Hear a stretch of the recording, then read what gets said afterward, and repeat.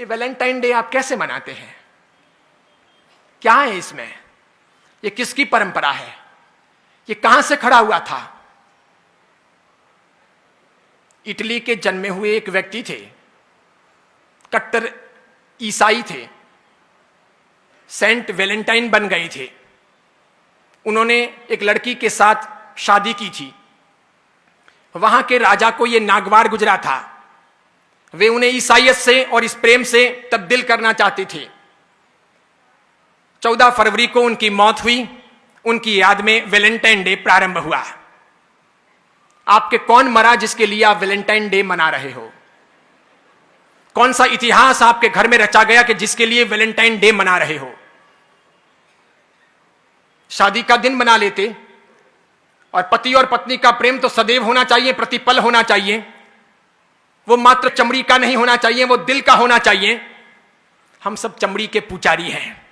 इसलिए आप में से बैठे हुए लोग माफ करना, साधु हूं, जिन शासन का और आचार्य हूं, फिर भी बोल रहा हूं। हम सब चमड़ी पसंद करने वाले लोग हैं। हम सब खूबसूरती सिर्फ देखते हैं। हम नाक देखते हैं, होठ देखते हैं, आंखें देखते हैं, उसकी स्टाइल देखते हैं, उसकी अदाएं देखते हैं, उसकी कमर देखते हैं, उसके गाल और नाक नक्श देखते हैं और दीवाने बनते हैं। हम बेहुदे गंदे लोग हैं और इसीलिए हम वहीं पर अटके हैं। और इसीलिए हमारे प्यार का तकाजा, प्यार का अर्थ, प्यार का रूप भी सिर्फ चमड़ी तक सीमित है। अगर उसके आगे है तो वैलेंटाइन डे की आवश्यकता नहीं है। मेरे बाप भी प्यार करते थे मेरी मां से और मेरी मां भी प्यार करती थी मेरे पिता से।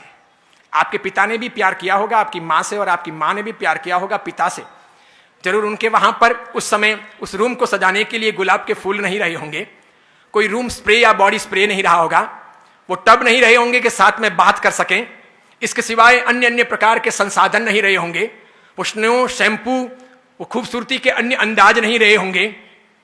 तर भी जीवन की पवित्रता रही होगी, समर्पण का भाव रहा होगा, वो अर्धांगिनी का रूप रहा होगा, वो गहरी आत्मीयता रही होगी, वो दिल रहा होगा, वो प्यार रहा होगा, वो घनिष्ठता रही होगी।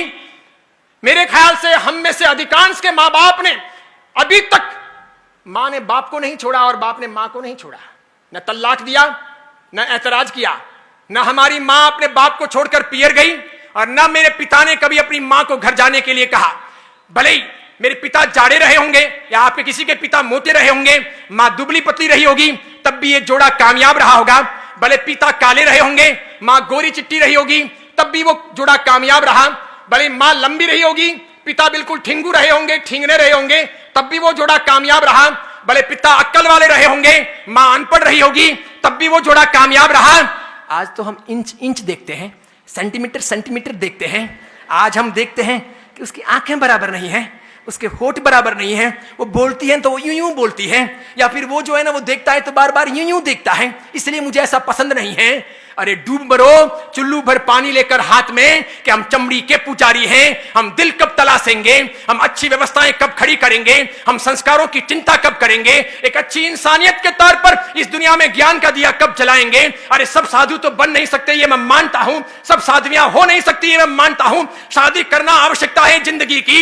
हर कोई त्यागी बनकर के इस मार्ग पर आएगा नहीं। अधिकांश लोग गृहस्थ जीवन ही पालेंगे तो पाणी ग्रहण होगा, विवाह होगा। और विवाह के बाद कौन क्या करता है ये मुझे कुछ कहने की और पढ़ाने की आवश्यकता नहीं है। इसलिए गृहस्थ धर्म है, गृहस्थ जीवन है, गृहस्थ एक आधार है। इसे महावीर ने अलग से एक परंपरा कहा है, एक धर्म की व्यवस्थाएं दी है। लेकिन महावीर चमड़ी के आधार पर बातें करने वाले या चमड़ी को प्रमुखता देने वाले इंसान नहीं। उन्होंने उससे ऊपर हट करके न्याय, नीति, प्रामाणिकता, पवित्रता, प्रेम, भाईचारा, लगाव, मैत्री, आत्मीयता, सबकी बातें की।